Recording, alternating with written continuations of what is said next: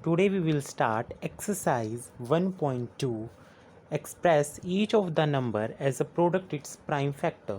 हमें इन सारे नंबर्स को प्राइम फैक्टर में ब्रेक करना है. प्राइम नंबर क्या होते हैं, पहले हम जानते हैं प्राइम नंबर्स. एक होते हैं प्राइम नंबर, एक होते हैं कंपोजिट नंबर. प्राइम नंबर कौन से नंबर होते हैं जिनके टू फैक्टर्स हों, टू नंबर से डिविजिबल हो जाते हों. और कंपोजिट नंबर कौन से होते हैं जो मोर देन टू नंबर से डिविजिबल हों, ठीक है, या फैक्टर्स हों. इसके क्या होते हैं, जैसे कि लाइक टू है, टू के कितने फैक्टर है, एक तो ये खुद अपना फैक्टर है और एक ये वन का, एक वन इसका फैक्टर है. अब हम करते हैं थ्री. थ्री का कौन कौन फैक्टर है, एक वन और एक ये खुद. और फोर के फैक्टर अगर हम देखें तो एक वन होता है इसका फैक्टर, एक टू भी होता है और एक ये खुद, मतलब मोर देन टू हो गया. तो टू और थ्री हमारे क्या हो गए, प्राइम नंबर हो गए, और फोर क्या हो गया, कंपोजिट नंबर हो गया. अब बात आती है वन की. वन खुद अपना ही क्या होता है, फैक्टर होता है. मतलब इसके तो सिर्फ एक ही फैक्टर हुए, तो ना तो ये प्राइम हुआ और ना ही कंपोजिट, क्योंकि प्राइम नंबर कहता है मेरे दो फैक्टर होने चाहिए और कंपोजिट कहता है दो से ज़्यादा होने चाहिए. तो इसका तो सिर्फ एक ही हुआ, इसलिए क्या हो जाता है, ना तो ये प्राइम नंबर होता है ना कंपोजिट नंबर होता है. ठीक है, इसी तरीके से आगे चलते रहेंगे. अब जैसे टू है, टू का एक वन फैक्टर है, एक ये खुद अपना फैक्टर है, इसलिए इसके टू के टू फैक्टर्स हो गए. और थ्री का एक वन हो गया, एक ये खुद हो गया, तो दो फैक्टर हो गए.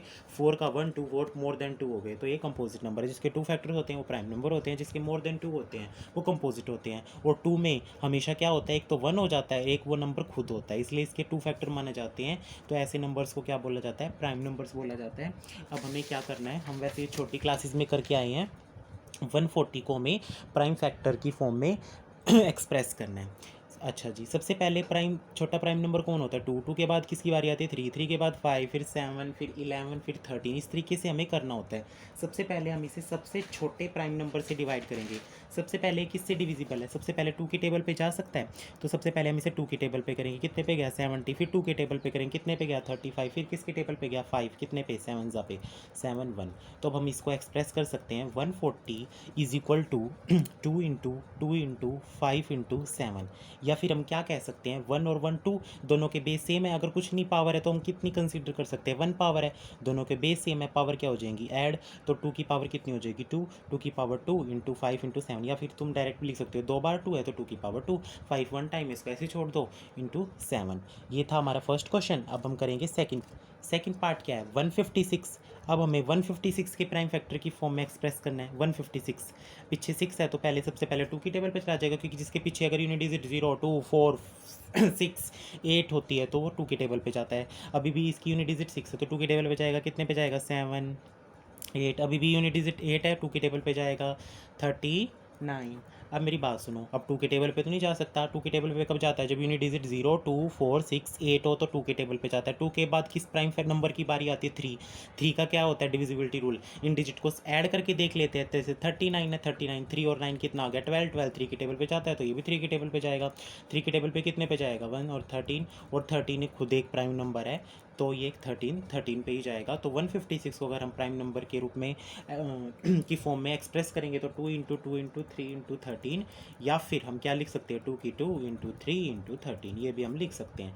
अब हम करते हैं थर्ड पार्ट क्या है, 3825. 3825 3285. अब मेरी बात सुनो, टू की टेबल पे तो जाएगा नहीं, थ्री का चेक कर लेते हैं. 3 और 2 5, 5 और 8 13, 13 और 5 18. तो थ्री के टेबल पे चला जाएगा क्योंकि 18 थ्री के टेबल पे जाता है. अब थ्री के टेबल पे करेंगे तो कितने पे जाएगा, 1 2 7 5. अब मेरी बात सुनो, 2 और 1 3 3 और 7 10 15 15 आ रहा है डिजिट्स का सम, तो अभी भी ये थ्री के टेबल पे चला जाएगा. अब देखते थ्री के टेबल पे कितने पे जाएगा, 4 2 5. ठीक है, अब हम फिर से डिजिट ऐड करते हैं, 6 और 5 11. अब तो 11 आ रहा है, दैट मीन्स ये थ्री के टेबल पे नहीं जाएगा. तो अगर थ्री के टेबल के बाद अगर थ्री के बाद अगला प्राइम नंबर क्या होता है तुम्हारा, 5. 5 का डिविजिबिलिटी रूल होता है, यूनिट डिजिट अगर 0 और 5 हो तो वो चीज़ 5 पे डिविजिबल हो जाएगी। तो अब ये कितने पे जाएगा, 5 पे जाएगा 85 पे। अब फिर से 5 के टेबल पे जा रहा है कितने पे, 17 खुद एक प्राइम नंबर है, 17 पे ही जाएगा। तो अगर हम इसको एक्सप्रेस करेंगे प्राइम फैक्टर के फॉर्म में 3 × 3 × 5 × 5 × 17, या फिर हम लिख सकते हैं 3 की 2 × 5 की 2 × 17। ये हो गया हमारा प्राइम फैक्टर में एक्सप्रेस, ठीक है। अगला है 5005। 2 के टेबल पे नहीं जा सकता, 3 का 5 और 5 10 हो रहा है, तो 3 पे भी नहीं जाएगा, अब किस पे जाएगा, सीधा 5 पे, 1001।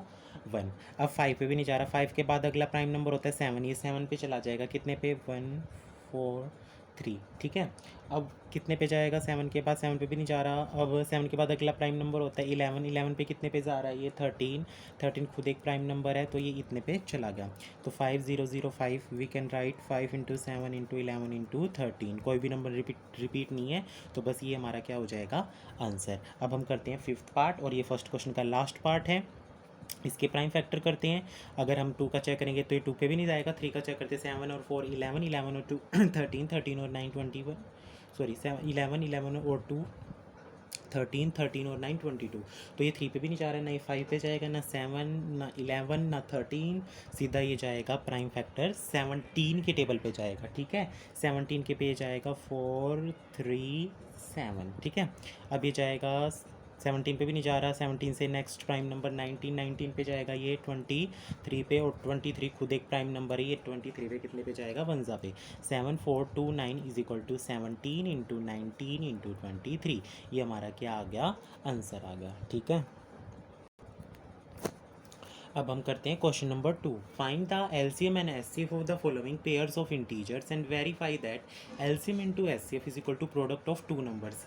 पहले उन्होंने कोई भी 2 नंबर गिवन दे रखे हैं, 26 एंड 91। सबसे पहले इसका एचसीएफ निकालना है, फिर इसका एलसीएम निकालना है, फिर हमें वेरीफाई करना है एलसीएम इनटू एचसीएफ किसके इक्वल है, प्रोडक्ट ऑफ 2 नंबर्स के इक्वल है, ठीक है। सबसे पहले प्राइम फैक्टर से निकालेंगे हम, ठीक है। 26 के प्राइम फैक्टर करे मैंने, कितना आया, इतना आया। पहले 2 के टेबल पे गया, फिर 13 के टेबल पे, 91 सीधा किसके टेबल पे जाएगा, 7 के टेबल पे जाएगा, कितने पे, 13 पे, फिर 13 खुद पे जाएगा। 26 = 2 × 13, 91 = 7 × 13। वैसे तो एचसीएफ और एलसीएम प्राइम फैक्टर निकाल के सब तरीक़ों का बताने का मेथड अलग अलग होता है, लेकिन मैं तुम्हें सबसे इजी मेथड से बताऊंगा, ठीक है।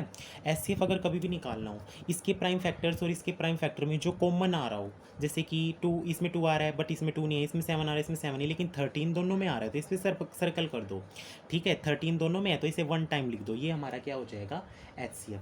लेकिन एलसीएम में क्या करना होता है, एलसीएम में करना होता है लाइक जो डिजिट आ रही है ना, सारों को एक बार लिख दो, 2 × 7 × 13। जैसे इसमें 2 कितनी बार आ रहा है, 1 ही आ रहा है, इसमें आ ही नहीं रहा है तो 1 ही रहने दो। 7 कितनी बार आ रहा है, 1 टाइम, तो इसमें 1 ही टाइम रहने दो। यहाँ पे भी 1 टाइम, यहाँ पे 1 टाइम, तो इसे 1 टाइम ही रहने दो। एक सेकेंड, इसको मैं दूसरे एग्जाम्पल से सिखाता हूँ। जैसे मान लो पेपर में तुम्हारे आ गया, तुमने प्राइम फैक्टर करे 2 × 2 × 2, एक नंबर के मान लो ये आ गया, और दूसरा क्वेश्चन करा, उसके प्राइम फैक्टर क्या है, 3 × 5 × 5, ठीक है, और इसमें लगा लो 5। अगर मान लो एचसीएफ निकालोगे तुम, एचसीएफ में क्या करोगे, इसमें 3 है, इसमें 3 है, एक टाइम है 3, अच्छा 5 एक बार इसमें, एक बार इसमें, इस पे सर्कल कर लोगे, तो एचसीएफ तो तुम कितना लिखाओगे पेपर में, 3 × 5 कितना आ जाएगा, 15। लेकिन एलसीएम में क्या करोगे, एलसीएम में सबसे पहले क्या करना, पहले अपनी डिजिट्स देख लो कौन कौन सी यूज़ हुई हैं। एक तो 2 आया है, एक 3 आया है, एक क्या यूज़ हुआ है, 5 यूज़ हुआ है। 2 यहाँ पे कितनी टाइम्स है, 1 2 3 टाइम्स आया, यहाँ पे आया ही नहीं है, तो इसकी हाईएस्ट पावर लिख देते हैं, ठीक है। तो 2 की हाईएस्ट पावर कितनी थी, 3। अच्छा 3 इसमें भी यूज़ हुआ है, इसमें भी, इसमें कितनी टाइम्स आया, 2 टाइम्स आया, इसमें कितने टाइम्स आया, 1 टाइम्स आया। हमें हमेशा हाईएस्ट पावर लिखनी है, तो हाईएस्ट पावर 1 है या 2 है, 2, तो 3 की पावर कितनी रख देंगे, 2 रख देंगे, ठीक है। 5 इसमें भी यूज़ हुआ है और इसमें भी यूज़ हुआ है, हमने वैसे लिख लिया है, तो यहाँ पे 1 टाइम यूज़ हुआ है, यहाँ पे 2 टाइम्स, तो हमें हाईएस्ट पावर लिखनी है, तो हाईएस्ट पावर कितनी है, 2। तो 2 की पावर 3 8 होता है, ये 9 होता है, इसको सिंप्लीफाई कर देंगे और हमारा क्या आ जाएगा, एलसीएम आ जाएगा, ठीक है। तो इस क्वेश्चन में क्या था, एचसीएफ तो सिंपल होता है, जो दोनों में कॉमन आता है उसे सर्कल करो, 1 टाइम लिखो, हमारा एचसीएफ आ जाएगा। अगर कोई 2 नंबर्स होते तो हम उन दोनों को मल्टीप्लाई कर देते। एलसीएम में क्या करना है, जितने भी डिजिट यूज़ हुए हैं उन्हें 1 टाइम्स तुम लिख लो। अब हाईएस्ट पावर लिखो, लिखो, जैसे 2 है, 2 की तो हाईएस्ट पावर यहाँ पे 1 ही है और नीचे तो यूज़ हुआ नहीं है तो ये 1 ही रहेगी, 1 लिखो ना लिखो फ़र्क नहीं पड़ता। 7, यहाँ पे 7 की पावर कितनी हाईएस्ट 1 ही, 1 टाइम हुआ, ऊपर तो हुआ ही नहीं तो 1 ही रहेगा। यहाँ पे भी 13 1 टाइम, यहाँ पे 1 टाइम, तो हाईएस्ट पावर 1 ही रहेगी, इसलिए मैंने इसे नहीं किया। ठीक है, 2 7 14, 14 इंटू 13 कितना आ जाएगा तुम्हारा 182। हमने एस निकाल लिया, एलसीएम निकाल लिया। अब हमें करनी है वेरिफिकेशन। वेरिफिकेशन में उसने क्या कहा था, वेरिफिकेशन हम करेंगे अब अपनी वेरिफिकेशन। वेरिफिकेशन में उसने कहा था एलसीएम इंटू एचसीएफ किसके इक्वल आना चाहिए, प्रोडक्ट ऑफ 2 नंबर। इस तरफ हम करेंगे एचसीएफ इंटू एलसीएम किसके इक्वल आना चाहिए, प्रोडक्ट ऑफ 2 नंबर्स। कौन से 2 नंबर्स, जो उसने गिवन दे रखे हों। पहले हम ले लेंगे एल एच एस को इस तरफ सोल्व कर लेंगे, आर एच एस को इस तरफ सोल्व कर लेंगे। ठीक है, एल एच एस में मतलब कि S F into L C M मतलब 13 इंटू 182। इसको मल्टीप्लाई करेंगे, मल्टीप्लाई करने पे कितना आएगा 2 3 6 6। आर एच एस इसमें क्या कहते हैं, नंबर कौन से तुम्हारे 26 इंटू 91, इन दोनों को मल्टीप्लाई करके देख लेना कितना आएगा 2366। फिर हम लास्ट में लिख देंगे L H S is equal to R H S hence verified. ठीक है, हमने प्रूव कर दिया। इसी तरीके से हम इसके अगले पार्ट्स करेंगे। 510 एंड 92। सबसे पहले हम इनके प्राइम फैक्टराइजेशन कर लेंगे। किसके टेबल पे जाएगा, 2 के टेबल पे, 2 5 5। अब किसके टेबल पे जाएगा, 3 के टेबल पे, 85 पे जाएगा। फिर ये 5 के टेबल पे जाएगा, 17 17 1। इसके भी कर लेना। 92 सबसे पहले 2 के टेबल पे, 48 2 के टेबल पे, 2 4 2 के टेबल पे, सॉरी 2 के टेबल पे करेंगे तो 46 आएगा। फिर 2 के टेबल पे करेंगे कितना आएगा 23 आएगा। तो ये 23 जा पे ही जाएगा, जो कि एक प्राइम नंबर है, 1 जा आ जाएगा। ठीक है, तो 5 1 10 कितने पे जाएगा, 2 इंटू 3 इंटू 5 इंटू 17। और 92 के किस तरीके से फैक्टर्स आए हैं, 2 इंटू 23।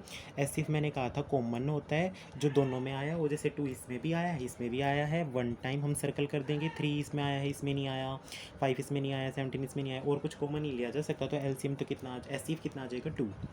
ओके, अब बात आती है एलसीएम के। एलसीएम में सबसे पहले जो जो नंबर यूज़ हुए हैं सारे नंबर्स लिख देंगे हम। क्या क्या यूज़ हुआ है, 2 3 5 17 एंड 23। अब हम देख लें कि हाईएस्ट पावर इसमें है या इसमें है। इसमें 2 कितने टाइम्स यूज़ हुआ है, 1। इसमें कितने टाइम्स हुआ है, 2। तो हम हाईएस्ट पावर लिखेंगे 2 की 2। 3 तो इसी में यूज़ हुआ है, 5 इसमें एक में यूज़ हुआ है, 17 इसमें, 23 इसमें, तो इसकी तो 1 ही पावर रहेगी। ठीक है, इसको अब हम सिंप्लीफाई कर लेंगे। 2 की power 2 4 into 3 into 5 into 17 into 23। इन सब को हम कर लेंगे सिंप्लीफाई। तो इनको जब मल्टीप्लाई करके आंसर निकालेंगे कितना आ जाएगा 2 3 4 6 0। ठीक है, अब हम क्या करेंगे, वेरिफिकेशन। वेरिफिकेशन मैंने तुम्हें बताया था, तुम्हें क्या साबित करना है, LCM into HCF is equal to product of 2 numbers. ठीक है, LCM into HCF is equal to product of 2 number. LCM कितना है हमारा 2 3 4 6 0, एचसीएफ कितना है 2। ये हमारी क्या है एलएचएस। इस तरफ हम क्या लेंगे, अपनी आरएचएस। ठीक है, आरएचएस में प्रोडक्ट ऑफ 2 नंबर कौन कौन से थे, 5 1 10 और 92। इन दोनों को हम मल्टीप्लाई करेंगे, आंसर आएगा 46920। इन दोनों को भी करेंगे तो कितना आएगा 46920। एलएचएस किसके इक्वल आ जाएगी, आरएचएस के इक्वल आ जाएगी। ठीक है, जिससे क्या हो जाएगा, हैंस वेरीफाइड। जो हमें वेरीफाई करना था वो वेरीफाई हो जाएगा। ठीक है, अब हम करते हैं थर्ड पार्ट। थर्ड पार्ट में कौन क्या डिजिट गिवन है, 336 एंड 54। तो सबसे पहले हम इनके प्राइम फैक्टर्स करेंगे। इसके प्राइम फैक्टर करें, 2 के टेबल पे जाएगा 1 6 8। ठीक है, फिर से 2 के टेबल पे जाएगा 84, फिर से 2 के टेबल पे जाएगा 42, फिर से 2 के टेबल पे जाएगा 21। बस अब तो यूनिट डिजिट 1 आ गई, अब तो 2 के टेबल पे नहीं जाएगा। अब कितने पे जाएगा, 3 पे, कितने पे 7 7 खुद एक प्राइम नंबर है। इसके प्राइम फैक्टराइजेशन कर दिए। अब हम करते हैं 54 के 2 के टेबल पे, 27 3 के टेबल पे, 9 3 के टेबल पे, 3 3 1। दोनों के प्राइम फैक्टर कर दिए। अब हम क्या निकाल लेंगे, इसकी हेल्प से एचसीएफ निकाल लेंगे और एलसीएम। 336 को हम क्या लिख सकते हैं, अभी हमने किया 2 इंटू 2 इंटू 2 इंटू 2, 4 टाइम्स आया था, और 3 हमारा 1 टाइम आया था, और 7 1 टाइम आया था। 54 के जब हमने करे थे पहले 2 पे गया था, और फिर 3 टाइम्स 3 पे गया था। ठीक है, एस सी एफ तो बहुत इजी होता है, जो कॉमन होता है सर्कल करो और लिखो। अच्छा 2, बस थ्री एक ही ले पाएंगे, ठीक है। तो एच कितना आ जाएगा, 2 × 3 कितना आ जाएगा 6, क्योंकि और कुछ कॉमन नहीं है दोनों में। ओके, एलसीएम मैंने बताया था तुम्हें, जो जो डिजिट यूज़ हुई हैं वो लिख लो। 2 आया है, 3 भी हुआ यूज़, और 7, बस 3 ही डिजिट यूज़ हुई हैं, ठीक है। इसमें 2 कितनी टाइम्स आया था, 4 टाइम्स। इसमें कितनी टाइम्स आया था, 2। तो हाईएस्ट टाइम उसमें आया कितनी टाइम्स, 4। तो यहाँ पे कितना लिख देना, 2⁴ 3। इसमें 1 टाइम आया, इसमें 3 टाइम्स, तो हम तो हाईएस्ट लिखेंगे। 7 तो उसी में था, तो 1 का 1 ही रहेगा। 2⁴ कितना होता है, 16। 3⁵3 27 × 7। इसको सिंप्लीफाई कर लेना, आंसर कितना आएगा, 3024 आएगा। बस अब हमारा क्या करना रह गया, सिर्फ वेरिफिकेशन में हमें क्या करना है, LCM into HCF is equal to product of 2 numbers, ठीक है। पहले हम एलएचएस ले लेंगे। ओके, एलएचएस में एलसीएम इंटू एचसीएफ, एलसीएम कितना आया हमारा 3024, एलसीएम एचसीएफ कितना है 6। इन दोनों को मल्टीप्लाई करेंगे तो कितना आएगा, इतना आ जाएगा। सिंप्लीफाई करके देख लेना।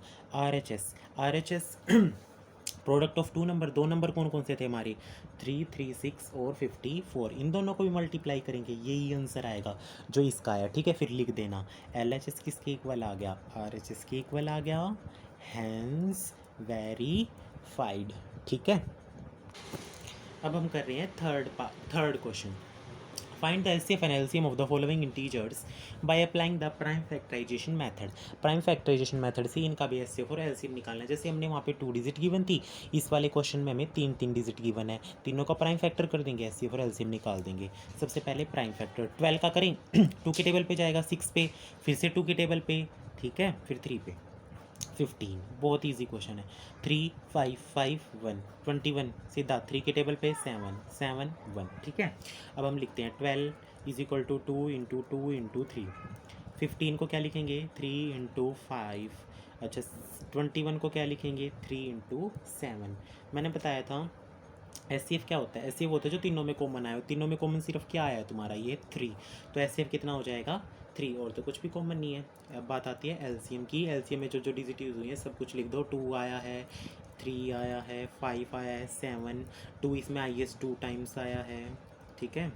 3 तो सब, इसमें भी 1 टाइम, इसमें 1 टाइम 1 टाइम, 5 इसमें 1 टाइम, 7 इसमें 1 टाइम, बस। अब इसको सिंप्लीफाई करेंगे, 2⁴ 4 × 3 × 5 × 7। इन सबको अगर हम मल्टीप्लाई करेंगे तो कितना आंसर आएगा, 4 × 12, 12 5 60 और 67 420।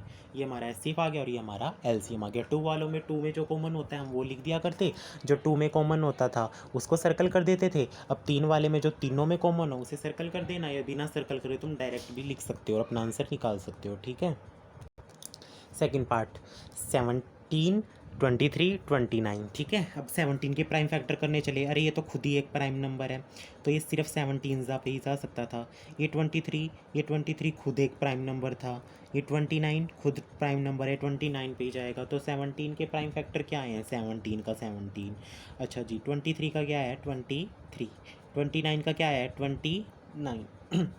एचसीएफ, अब एचसीएम यूँ नहीं है कि कुछ भी कॉमन नहीं आ रहा तो कुछ भी नहीं हुआ, तो एचसीएफ फटाफट से 0 लिख दो, नहीं। अगर कुछ भी कॉमन नहीं आ रहा हो ना तो हम क्या लिखते हैं, एचसीएफ क्या आ रहा है, 1 आ रहा है। क्यों, क्योंकि इसको × 1 × 1 × 1 करके तो लिखा ही जा सकता है, ठीक है। वो लिखने की कोई ज़रूरत नहीं होती, अगर कुछ भी कॉमन ना आए तो एचसीएफ कितना लिख देना, 1।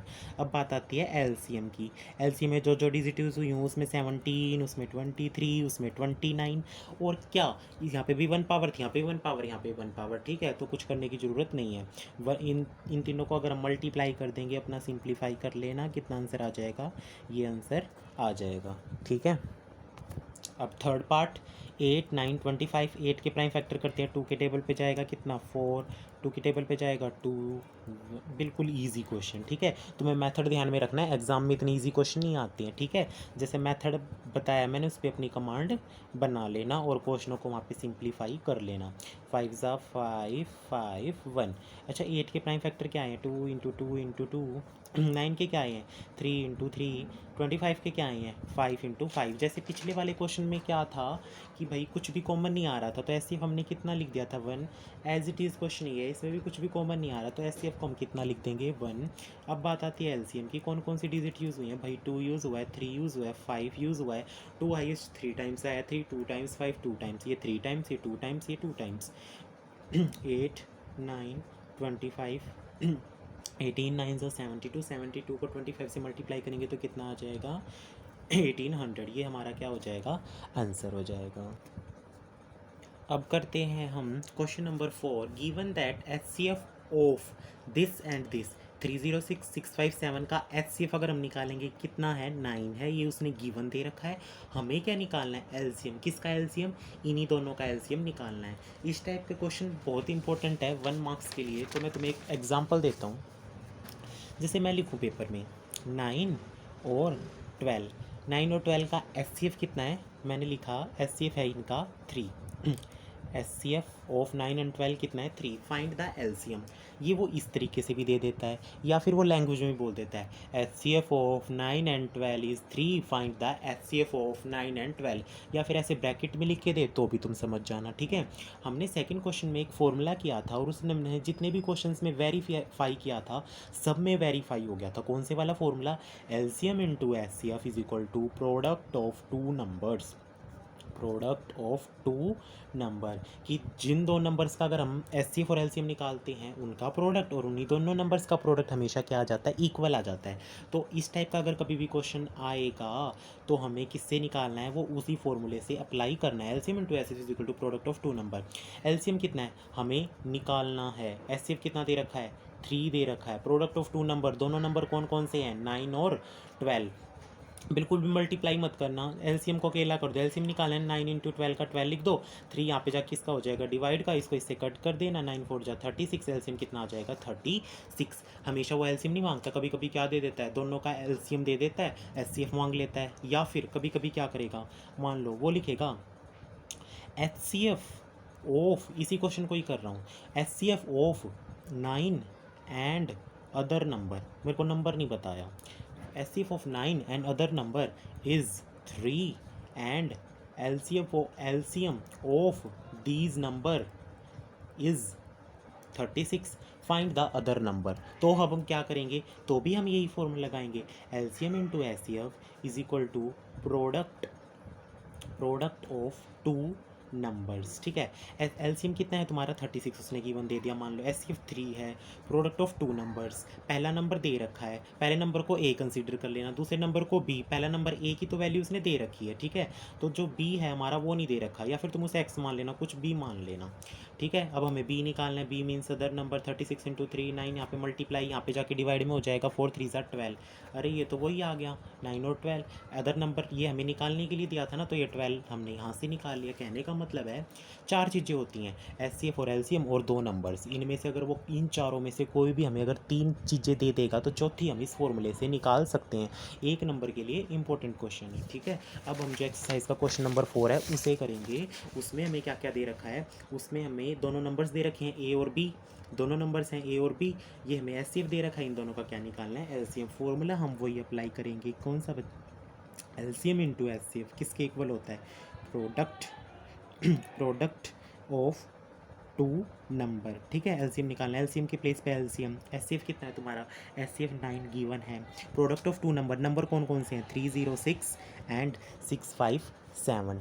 ठीक है, हमें क्या निकालना है LCM निकालना है 306 इंटू 657, 9 यहाँ पे जाके किस में चला जाएगा डिवाइड में, इसको काट दो, 9 3 27 और कितने पे चला जाएगा 9 4 जा 36। इन दोनों को अगर हम मल्टीप्लाई करेंगे तो कितना आंसर आ जाएगा, ये आंसर आ जाएगा, और ये हमारा क्या है LCM है ये। ठीक है,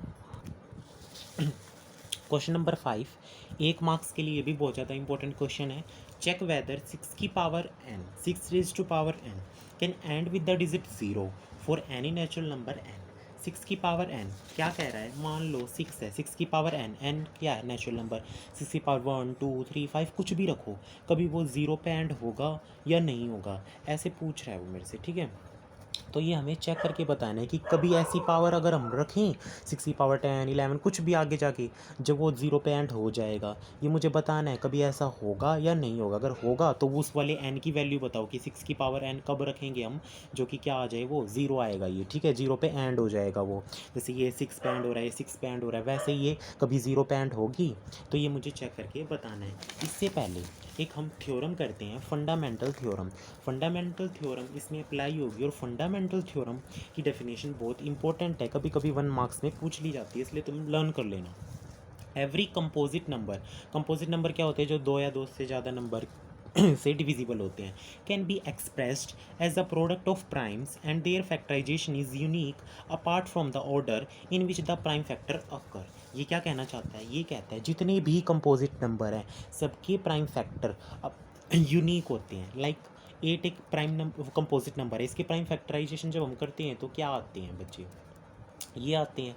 15 के करते हैं 3 5 आता है, ठीक है, इस तरीके से आता है। कहने का मतलब है जितने भी नंबर हैं किसी का सेम आएगा, प्राइम फैक्टर नहीं आएगा ना, ठीक है। अगर वो कह रहा है कि 6 की पावर n कब 0 पे एंड होगा, अगर कोई नंबर 0 पे एंड होता है तो वो नंबर पक्का किससे डिविजिबल होगा, 10 से डिविजिबल होगा। अगर कोई नंबर 10 से डिविजिबल होगा तो उसके प्राइम फैक्टर में ज़रूर क्या आएगा, 2 और 5 आएगा, ठीक है। जिसके प्राइम फैक्टर में 2 और 5 नहीं आया तो वो नंबर कभी भी 0 पे एंड नहीं हो सकता, ठीक है। अब हम इस क्वेश्चन को करते हैं। उसने मुझे कहा 6 की power n can end with the digit 0 for any natural number. तो इसके लिए हम पहले एक बार इसके फैक्टर करते हैं। जैसे 6 की n है, ये सॉल्यूशन है, ये सॉल्यूशन नहीं है, ये सिर्फ बताने के लिए था, ठीक है। सॉल्यूशन यहाँ से स्टार्ट हो रहा है हमारा 6 की पावर n। 6 की पावर n को हम क्या लिख सकते हैं, 2 इंटू 3 की पावर n। अगर हम 6 के प्राइम फैक्टर कर रहे हैं तो 2 और 3 आ रहा है, 2 तो आ गया, लेकिन 0 पे एंड होने के लिए 10 10 के प्राइम फैक्टर 2 और 5 होते हैं, 2 भी आना चाहिए था, 5 भी आना चाहिए था, लेकिन 5 नहीं आया। तो हम इसी बात को यहाँ पे लिख देंगे, since there is no 5 in the prime factorization of 6n cannot end with digit 0 as per the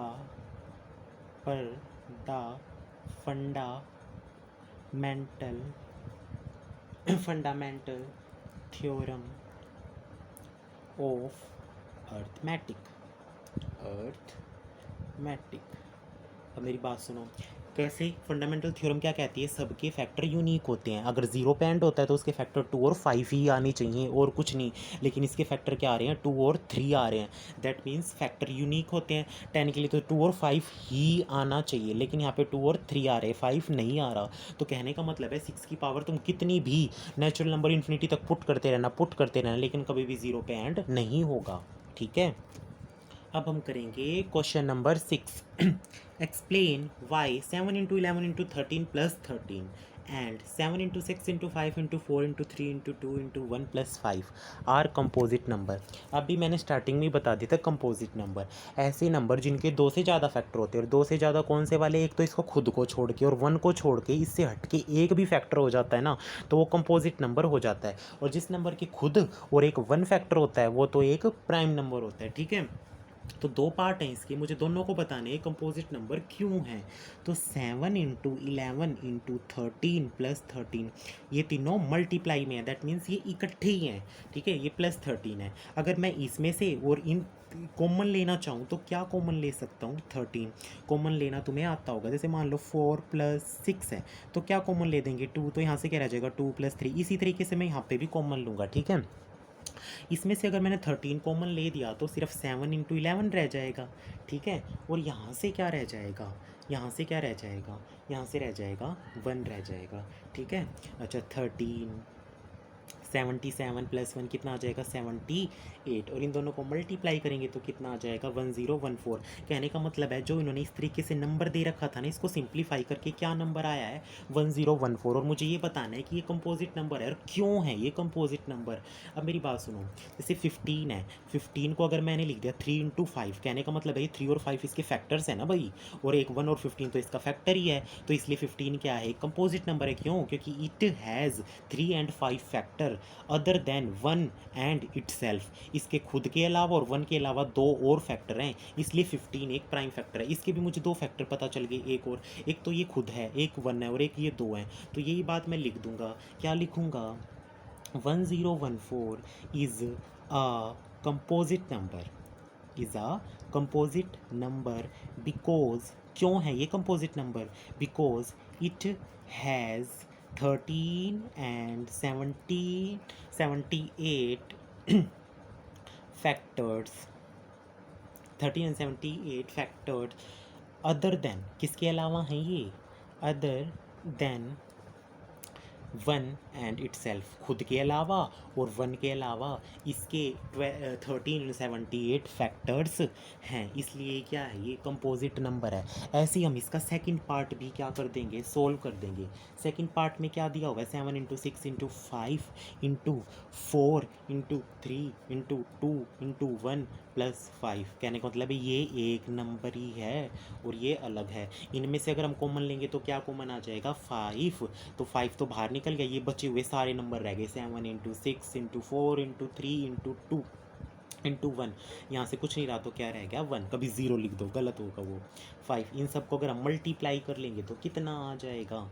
इन सब को अगर हम मल्टीप्लाई करेंगे तो आएगा 1008 प्लस 1। ठीक है, तो 51009, इन दोनों को मल्टीप्लाई करेंगे कितना आएगा? 4505। ठीक है, तो कहने का मतलब है जो उन्होंने ये ऐसा नंबर दे रखा था, इसको सिंप्लीफाई करके क्या नंबर आया है ये मुझे ये बताना है। ये एक कंपोजिट नंबर है, जैसे मैंने वहाँ पे लाइन लिखी थी वैसे ही मैं यहाँ पे लाइन लिख दूंगा। कैसे भाई? इसके ये और ये भी फैक्टर हैं और एक खुद अपना फैक्टर होगा, एक 1 इसका फैक्टर होगा और 2 फैक्टर और मुझे पता चल गए, तो मैं कह सकता हूँ कि ये क्या है? प्राइम नंबर नहीं है बल्कि कंपोजिट नंबर है।